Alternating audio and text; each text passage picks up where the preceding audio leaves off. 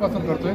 दरवर्षी वेगवेगळं घोषवाक्य असतं। ह्या वर्षीचं घोषवाक्य अजूनही क्लिअरली डिक्लेअर झालेलं नाही, पण बरेच सजेशन आहे। पण त्यातला बेसिक हाच आहे, बेसिक कन्सेप्ट आहे की मानसिक आरोग्याबद्दल लोकांना जागृती करणं, मानसिक आजाराबद्दल कल्पना देणं आणि त्यापासून आपला बचाव कसा करता येईल आणि समाजाचं स्वास्थ्य कसं चांगलं ठेवता येईल ह्यावर भर द्यायला पाहिजे।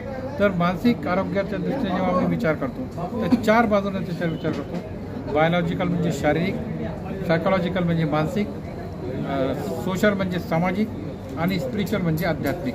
या 4 बाजूने आम्ही त्याच्यावर विचार करतो। तर याच्यावर बायोलॉजिकलमध्ये औषधं उपचार दवाखान्यात तुम्हाला मिळतात। सायकोलॉजी तुम्ही तुमचं व्यक्तिमत्व कसं वाढवता, व्यक्तिमत्वामध्ये तुमच्यामध्ये किती शक्ती आहे, सहनशक्ती किती आहे, दुसऱ्याशी चांगल्या वागण्याची शक्ती आहे, वेगवेगळे इश्यूज आहेत त्याच्यात। तर तुमचं थिंकिंग, इमोशन आणि बिहेवियर हे जुळलेलं आहे। तुमचे विचार, तुमच्या भावना आणि तुमची कृती ह्या तिन्हीचा जवळचा संबंध आहे। तर ह्या तिन्हीला आपण कसं पॉझिटिव्ह करावं ह्याच्यावरचं ट्रेनिंग आहे। आणि तिसरा आहे सामाजिक। मग समाजाच्या प्रत्येक घटनाचा त्याच्यामध्ये काय काय सहभाग आहे।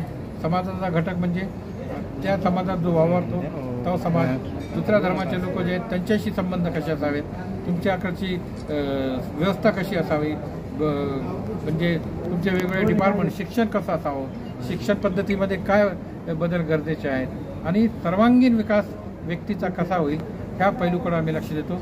आणि ह्यावेळेस आम्ही जास्त फोकस आध्यात्मिक बाजूवर करतोय। त्याचं कारण काय, लोकांचा सगळा कल मटेरियलिझम म्हणजे पैशाकडं, मटेरियल वस्तूकडे चालला आहे आणि जो आध्यात्मिक बाजू आहे ज्याच्यामध्ये प्रेम, एक दुसऱ्याशी चांगलं वागणं, दुसऱ्याच्या भल्याचं काम करणं हे कमी कमी होत चाललं आहे। तर ही बाजू वाढवल्यानं तुमचं मानसिक स्वास्थ्य कसं वाढेल ह्याच्याकडे लक्ष देतो। ह्याच्यासाठी मी बऱ्याच वेळा सांगतो, आजच्या समाजामध्ये जगभर जर पाहिलं आम्ही तर सगळ्यात एक महत्त्वाचा जो घटक आहे तो आहे राग। राग आणि मी ह्या 2 गोष्टीमुळे लोकांचा स्वभाव बिघडतो। आणि रागासाठी मी तुम्हाला आधी एक भगवद्गीतेला श्लोक सांगतो, क्रोधाद्भवती सम्मोह सम्मोह स्मृतिभ्रंश स्मृतिभ्रंश बुद्धिनाश। आता हा किती लोकांना समजला, किती लोक ह्याच्यापर्यंत वागतात हा वेगळा विषय, पण क्रोधामुळे तुमची बुद्धीचा नाश होतो आणि मनुष्य त्यामध्ये काही करतो। हे कुठल्याही धर्मानं प्रमोट केलेलं नाही। म्हणजे तुम्ही शांतता पाळणं, संयम बाळणं हेच सगळीकडे शिकवण आहे। कुराणातली मी एक वर्स सांगतो तुम्हाला, वल काझिमीनल गैज़ वल आफिना अनिन नास वल्लाहु युहिब्बुल मुहसिनीन। जे लोक रागावर नियंत्रण करतात, लोकांना क्षमा करतात आणि अल्लाह त्यांच्याशी प्रेम करतो, ते दुसऱ्याशी चांगलं वागतात। तर इथं कुठल्या धर्माचा संबंध नाही, माणसाशी संबंध आहे। तर माणसानं माणसाशी प्रेमानं वागलं पाहिजे, चांगलं वागलं पाहिजे, हे बेसिक तत्व आहे। आणि ह्या प्रेमाच्या वागण्यानंच तुमचं मानसिक स्वास्थ्य चांगलं राहू शकतं। तुम्ही प्रेमाची गोष्ट कोणाशी करा, तुम्हाला सांगतो, मग रागाची गोष्ट कोणाशी करा, तुमचं स्वास्थ्य बिघडतं। ही साधी रोजच्या व्यवहारातली गोष्ट आहे। तुम्ही ऑफिसमध्ये दुसऱ्याला रागावून बोला किंवा मग थोडा शांतपणे बोला, तुमच्या स्वास्थ्यामध्ये तुम्हाला ताबडतोब फरक जाणवेल। बरोबर आहे की नाही डॉक्टर? आजकाल लहान मुलं मोबाईलचे फार ॲडिक्ट होऊ लागले। आता ह्याला जबाबदार कोण आहे त्याच्यावर काही सांगणार? त्याच्यावर मोबाईलवर तर मी दिवसभर बोलू शकतो। तुम्ही प्रत्येक वर्षी तज्ज्ञ लोकांना बोलवता, मार्गदर्शन करता, या वर्षी कोणाला बोलवता? नाही, तज्ज्ञ म्हणजे आम्ही तिथं बोलतोय, इथं हे जे कार्यक्रम होतात ह्याच्यामध्ये वेगवेगळे प्रोग्राम होतात आणि ह्याच्यामध्ये ते तज्ज्ञ आहेत वेगवेगळ्या शाळेचे।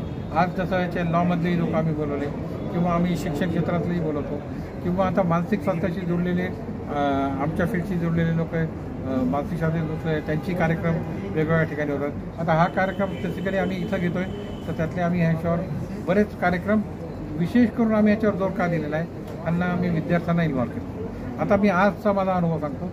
आज जी स्पर्धा होती त्याच्यामध्ये कॉलेज आणि विद्यापीठची मुलं होते आणि माझं पहिल्यांदा असं मत झालं की यांना जर विषय चांगले दिले तर ते वाचून अभ्यास करून येतात आणि त्याच्यावर बोलतात ते।